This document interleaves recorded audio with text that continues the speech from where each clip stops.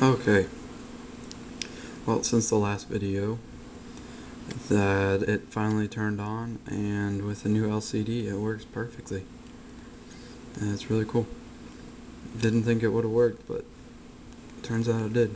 It's pretty cool. But now that that's in and I have the first video uploaded, I will go through how to put the screws back in, using the pry tool that they gave me. It's pretty cool. I wasn't expecting that.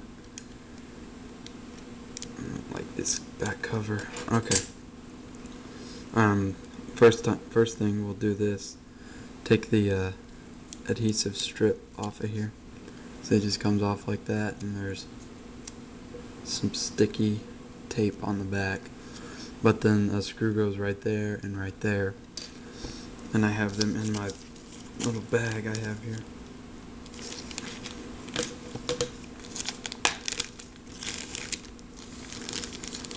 Take them all out.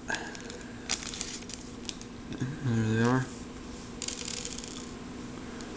There's 4 silver ones. They're all the same screw size. It's just some of them are longer than others. And the 2 golden ones are the longer ones. But silver ones are all the same size. Silver in the back and gold in the front. But if your Storm still has that red sticker on it right here on this screw, and you still have a warranty, you should probably just take it up there and get them to fix it. But if you don't, if you're in the same kind of boat I am and bought it off eBay,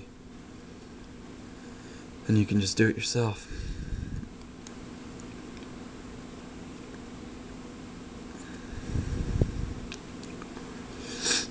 But it's kind of weird because this thing can stay together perfectly fine without the screws. Everything clips in and works. Kind of scary, but I just want to put the screws in just in case. Oh man. I actually will not be using this with Verizon. I'm going to be unlocking this to AT&T because nobody uses Verizon. I hate to say it. But that's the back screws. And of course, if you were watching the first video first, then I get that hair off. You would do this in reverse. Take the screws out in the same spots.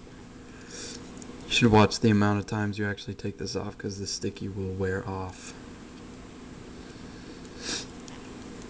Alright, that's on. And then this part is pretty tricky. It is, if it's the first time you're taking it off, the sticky's really going to be stuck in there pretty good.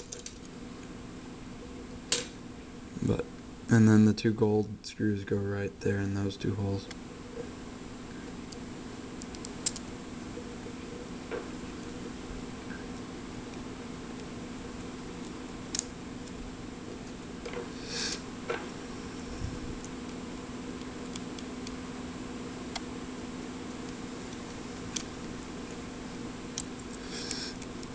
And that's pretty much it.